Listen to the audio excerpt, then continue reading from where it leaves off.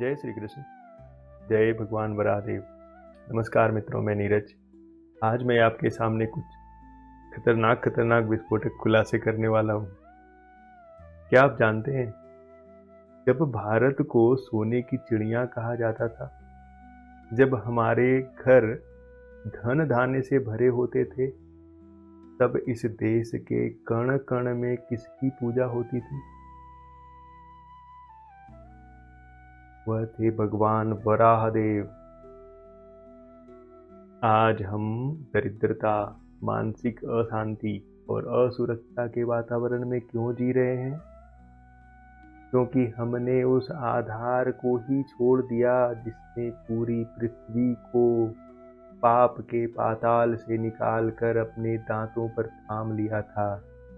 कहने का मतलब है, जिन्होंने धरती से अताताइयों, पापियों और मलेच्छों का संहार कर यहाँ रहने वाले जीवों की रक्षा की, वेदों की रक्षा की।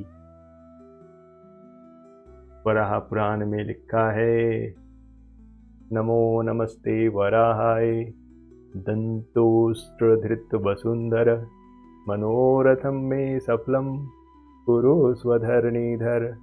हे भगवान वराह, अपने दांतों के अग्रभाग से आपने संपूर्ण पृथ्वी का उद्धार किया है, उसे पाप के समुद्र से बाहर निकाला है।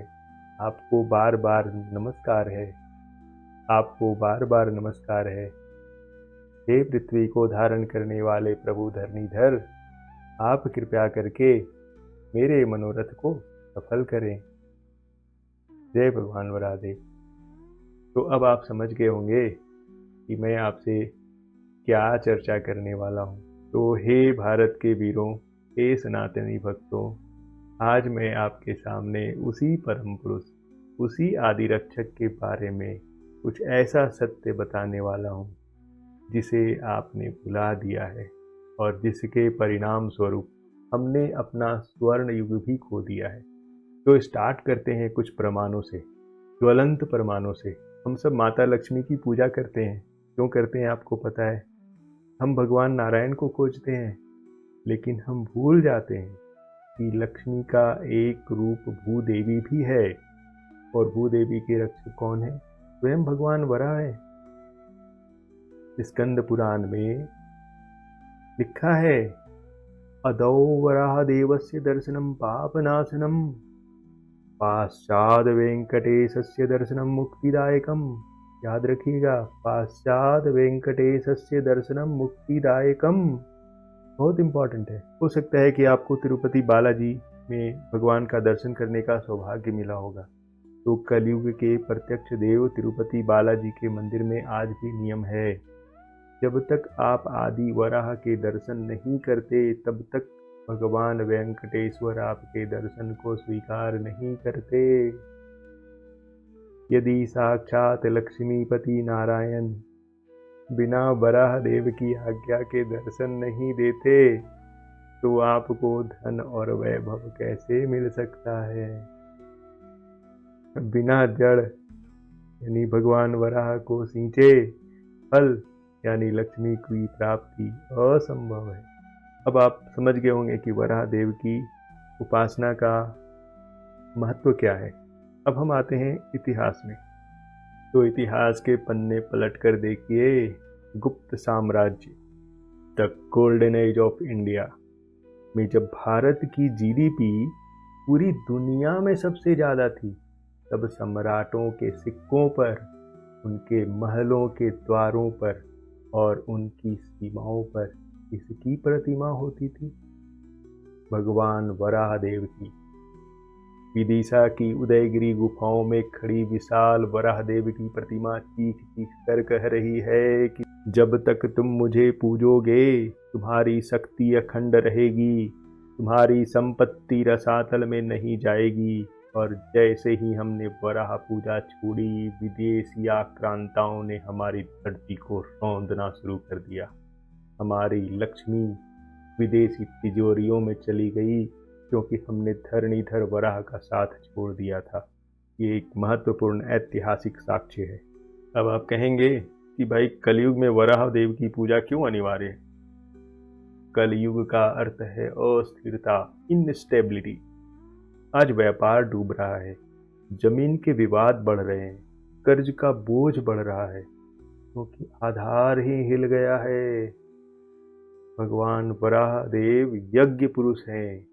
श्रीमद् भागवतम में लिखा है, जितं जितं ते अजीत यज्ञ भावन त्रयीं तनुं स्वां परिधुन्वते नमः।